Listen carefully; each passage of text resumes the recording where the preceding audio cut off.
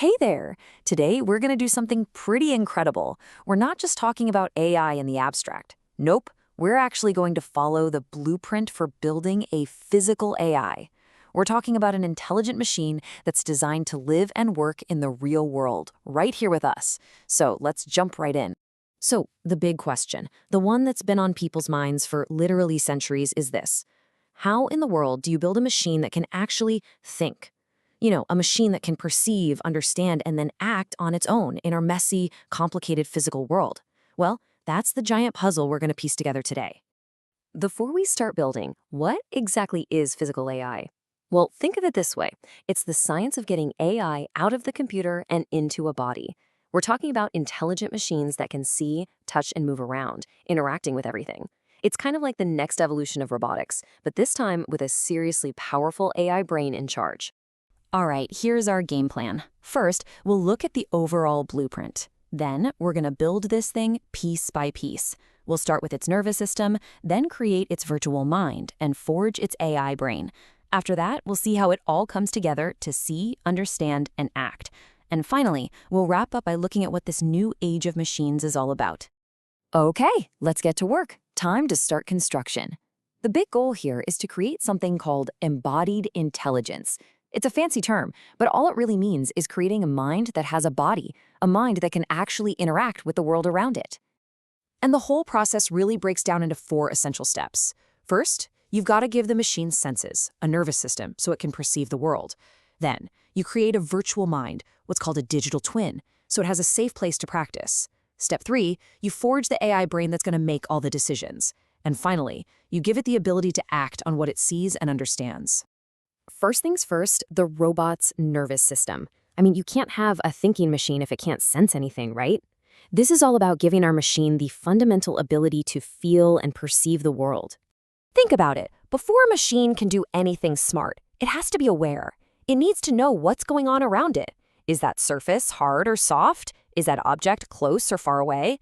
That's the job of the nervous system, to connect the machine's brain to the physical reality of its environment.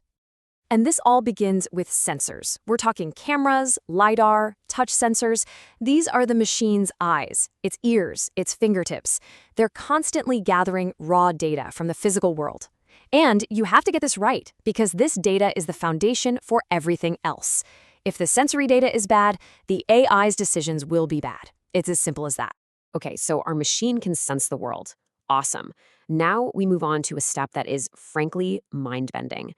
We're going to create its mind's digital twin. We're building an identical virtual copy of the robot and its entire world inside a computer. Now, why would we do that? Well, imagine you wanted to learn how to juggle chainsaws. You probably wouldn't start in your living room, right? The digital twin is that safe practice space. But it's so much more than that. It's about speed. In this virtual world, the AI can practice, fail, and learn millions of times in a matter of hours, a rate of learning that would be totally impossible in the real world. And this just lays it out so clearly. On one hand, you have the physical robot. It's in the real world where actions have consequences and mistakes can be expensive. But then you have its digital twin. It exists in this virtual sandbox where it's totally safe to fail. It's not bound by the slow pace of reality, so it can simulate 1,000 different ways to pick up a cup before the physical robot even moves an inch. So we have a stream of sensory data coming in, and we have a virtual playground for learning at lightning speed. Now it's time to forge the AI brain itself, the very seat of intelligence for our machine. This is really the heart of the operation. All that raw data from the nervous system and all those millions of lessons learned in the digital twin, it all flows right here. And the AI brain's one job is to take that massive flood of information and turn it into actual, useful understanding. You can think of it as the engine of decision-making. It's constantly processing sensor data to power these things called AI agents. And these agents are like tiny, specialized bits of code that help figure out what to do next. This brain is truly the core of embodied intelligence. It's the part that makes sense of everything. So, we have all the pieces of the puzzle. We have senses, we have a place to practice, and we have a brain. The final, crucial step is to bring it all together so the machine can actually do stuff. And this is where the vision, language, and action model comes in. And just look at how beautifully simple this is. It's a 3-step dance. First, the machine uses its vision to see the world. It sees a can of soda on the table. Second, it uses language models to understand a command like, hey, can you grab me that soda? And finally, it combines what it sees with what it understands to take action, and physically goes and gets the soda. See, understand, act. That's the loop that makes physical AI so incredibly powerful. So let's take a step back. We've just walked through the entire blueprint.